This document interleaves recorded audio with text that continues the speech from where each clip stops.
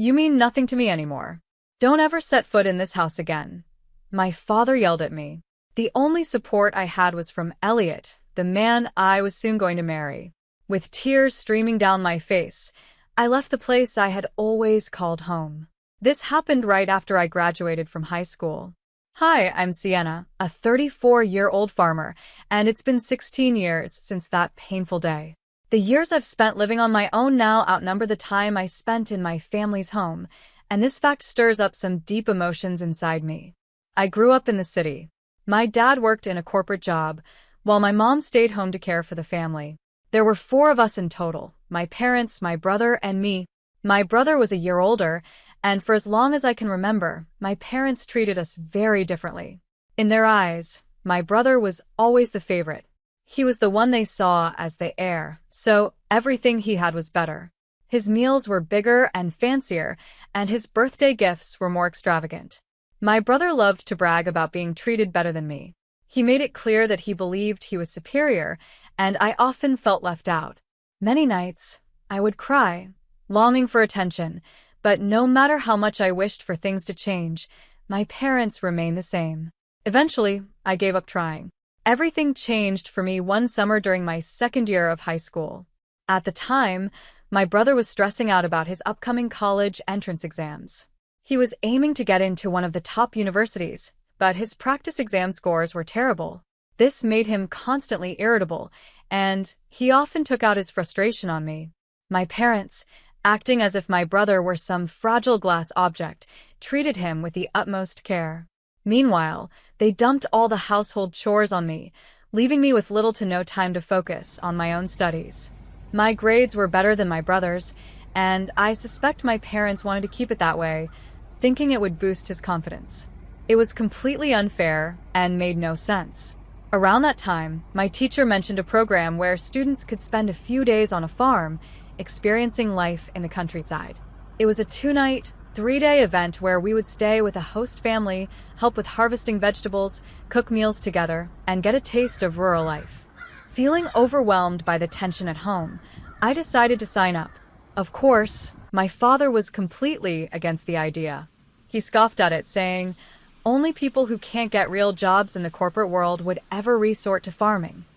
My mother joined in, laughing at the thought of me willingly doing manual labor and getting dirty in the fields. Despite their harsh words, I made up my mind to go.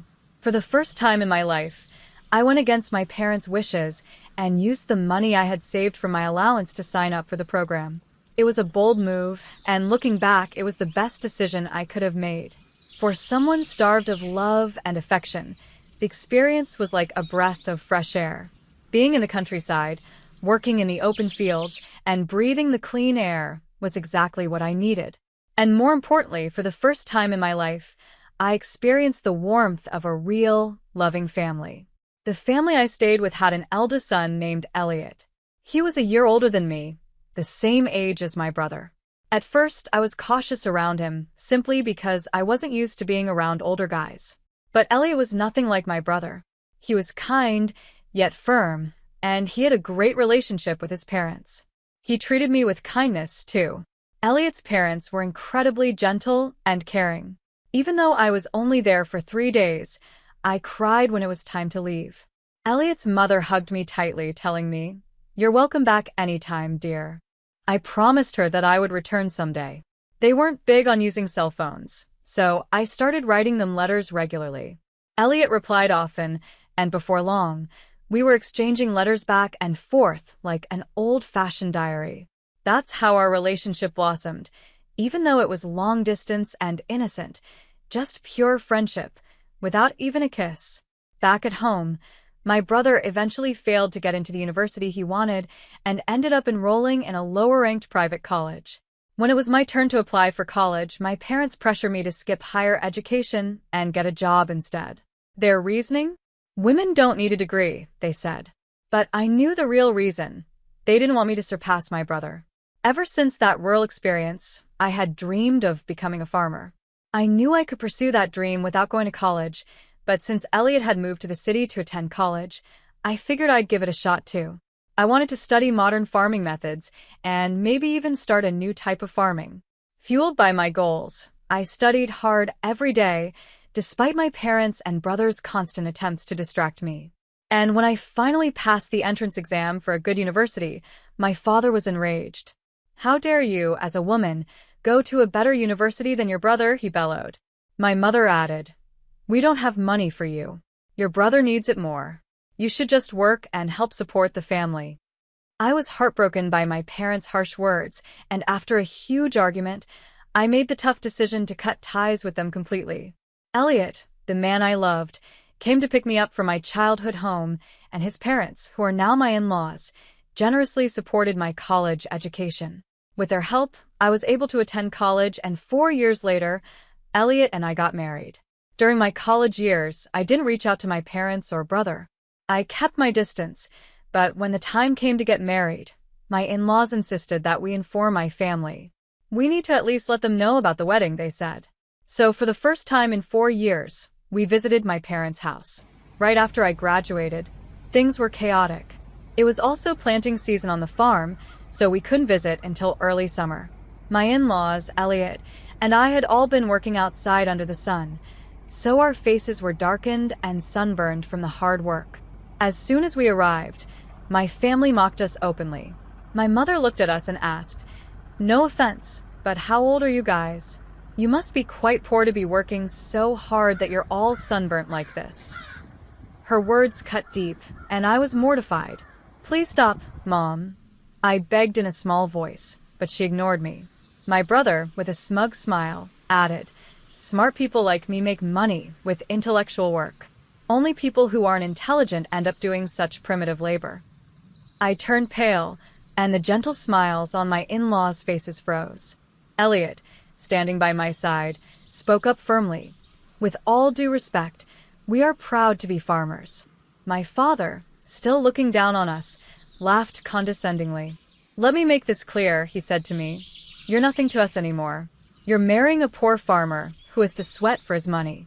Don't expect anything from us, and don't ever come asking for money. We don't want to see you anymore." I had already been disowned when I was 16, so their words didn't come as a surprise. Still, I had hoped that with time, things might have changed. But this visit only confirmed that my biological family wanted nothing to do with me. As we left, the sympathetic looks from my in-laws and Elliot were hard to bear. On the way home, I quietly cried and made a firm decision to let go of my biological family for good. Time passed quickly, and before I knew it, 16 years had gone by. The emotional scars had healed. I had 2 children, and my life was busy but fulfilling. I had almost completely erased the memories of my parents and brother from my mind. But one day, a cousin of mine called to tell me that my brother was getting married. This cousin and I had always stayed in touch, even after I got married. Occasionally, I'd send them rice from our farm, and they became regular buyers, loving the taste of our produce. We enjoyed chatting on the phone, and during one of our conversations, my cousin mentioned, "We'll get to meet at your brother's wedding." I hadn't heard a word about the wedding from my brother or parents, but that wasn't surprising given how estranged we were. My cousin also told me that my brother was building a new duplex, and both my parents and my brother planned to move there after the wedding. After finishing the call with my cousin, I had a sudden urge to try contacting my family. I dialed my mother's cell phone number, but I was greeted with an automated message saying the number was no longer in service. I tried my father's number next, but the same message played. It seemed they had changed their phone numbers, and since I didn't know my brother's number, I couldn't reach him either. With trembling fingers, I called the landline for my family's home. The phone rang, and to my surprise, my brother answered. "Hello." "Brother, it's Sienna," I said nervously. "I heard you're getting married and moving." I just wanted to, but before I could finish my sentence, he cut me off. "There's no need for you to do anything. You're a stranger to me, a farmer. Don't call me again," he snapped, and then hung up the phone. I immediately tried calling back, but I had already been blocked. The rejection was harsh, even though I had expected it. No matter how much my brother disliked me, we were still family, and it hurt to be dismissed so coldly. Seeing my distress, Elliot gently asked, "What happened?" I couldn't hold back my tears any longer and told him about the conversation. Both Elliot and my in-laws were furious, as if the insult had been directed at them. "Your home is here with us, Sienna. We are your family now," my mother-in-law said, her words filled with kindness. Her reassurance brought me to tears again. I wished she were my real mother because she cared for me far more than my biological mother ever had. My father-in-law chimed in, saying, "You're happy now, and that's what matters. Don't let their words hurt you. In the end, the one who smiles is the one who wins." Elliot added, "Let's use them as a reminder of how not to be. We'll never let our family turn out like that." Even our children, who didn't fully understand the situation, hugged me tightly. I felt such warmth and love from my true family. Though I wasn't blessed with a supportive biological family, I realized just how happy and fortunate I was now. But things took an unexpected turn when our farming business was featured on national television. My in-laws had always been large-scale grain farmers, and they also grew a variety of fruits and vegetables. Over time, I found ways to make use of produce that couldn't be sold due to minor imperfections. I had studied food business in college and created a successful online store selling jams, juices, and pickles made from slightly damaged fruits and vegetables. Supported by the local farmers union, my business became a huge success, particularly among moms looking for safe, locally produced food for their children and seniors who miss the taste of homemade pickles. The company grew to a $10 million business, and when it was featured in a detailed report on television, we received a flood of attention from new customers, business partners, and media outlets interested in our story. The company phone and my personal smartphone were ringing nonstop, and amidst all the calls, one from an unknown number caught me off guard. I answered it without thinking, only to be surprised by the voice on the other end. It was my brother. I could tell immediately that he must have seen the national television feature about our business. Barely exchanging pleasantries, he jumped straight to his request. "I'm starting a business. Can you lend me some money?" I was taken aback. "Excuse me?" I said, but the answer was clear in my mind. "That would be a no," I replied, feeling a mix of frustration and disbelief. Without waiting for a response, I hung up. Almost immediately, he called again. This time, his voice was full of entitlement. "Stop arguing and just give me the money. If a woman like you can start a business and make money, then I'm bound to be successful," he shouted, as though his words could bully me into submission. I couldn't believe the audacity. Where did he get this arrogance from? How could someone who had once disowned me think it was acceptable to demand money like this? Especially after all the years he had treated me like I didn't matter. I didn't respond to his outburst. Instead, I asked something that had been weighing on my mind for a while. "Who decided not to tell me about the move?" I asked calmly. "Huh? Of course it was me and my wife. She's a city girl, you know, and the moment I mentioned you, she said we should cut ties," he said, with no hint of regret. That was all I needed to hear. I didn't want to know more. I hung up, blocked his number, and tried to move on. It was clear to me now that my brother's wife, whom I had never met, shared the same shallow values as my brother and parents. It dawned on me that if my brother had seen the television feature, it was likely that my parents had too. I wasn't surprised when, a few hours later, another unknown number appeared on my phone. This time, it was my father. "Why are you the boss? Did you steal some man's job?" he demanded. I took a deep breath and explained. Both Elliot and my father-in-law are heavily involved in the farming business. It's only natural that we run it together. I gave him a brief explanation about large-scale farming consolidation and how it made sense for us to incorporate the business. Elliot and my father-in-law were both key figures in the local agricultural community, and together, we had grown the business into something successful. Maybe my explanation worked because my father's tone shifted slightly. "You've been distant. Why haven't you contacted us?" he asked. Dumbfounded, I replied, "You disowned me, remember?" I ended the conversation there and blocked his number as well. But it didn't stop. Minutes later, my mother called. "Why aren't you giving your brother money? I heard your business makes $500 million a year. Send some of that home. We're your real family, and we raised you. At least give us $550 million, or $500 million at the very least," she demanded. Her aggression shocked me.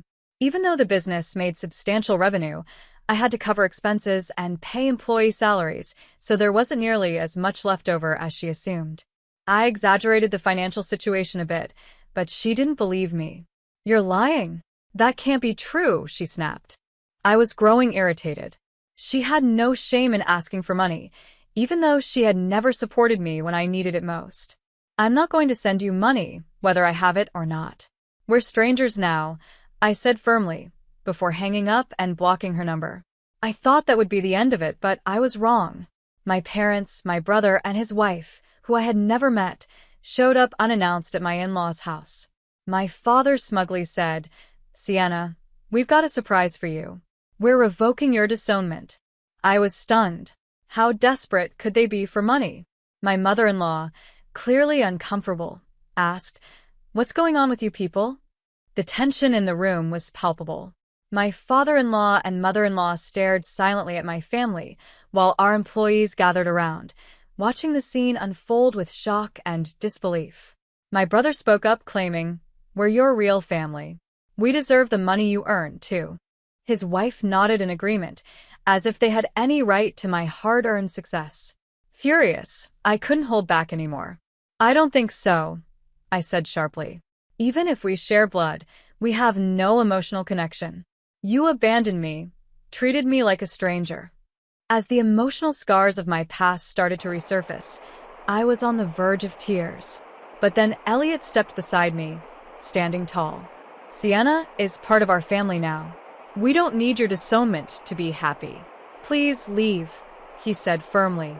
The employees, sensing the situation, chimed in, supporting us. "How rude. What were you thinking?" they shouted. I realized then that I was surrounded by people who truly cared about me. This was my real family, and I felt a deep sense of happiness and belonging.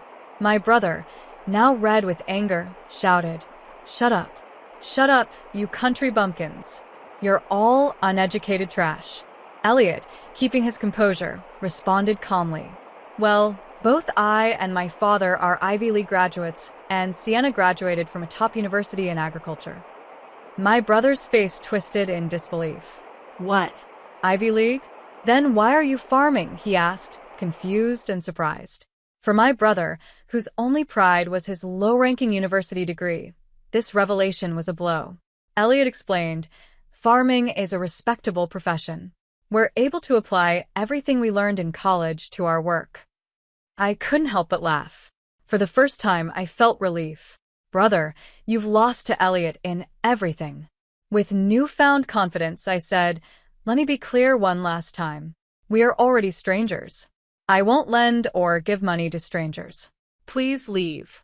If you make a scene, I'll call the police." My in-laws and Elliot stood protectively by my side, and I felt an overwhelming sense of love and support. The employees echoed our sentiments, shouting for my family to leave. My parents, brother, and his wife glared at us, but they couldn't say anything more. They left in silence. Later, I heard from my cousin that my brother and parents had tried to start a business and failed miserably. They were now on the brink of bankruptcy, but that was no longer my concern. I had cut ties with them for good. As for me, my life was flourishing.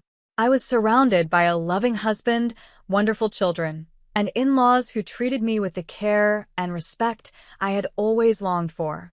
Every day, I cherished the happiness I had found in my new family.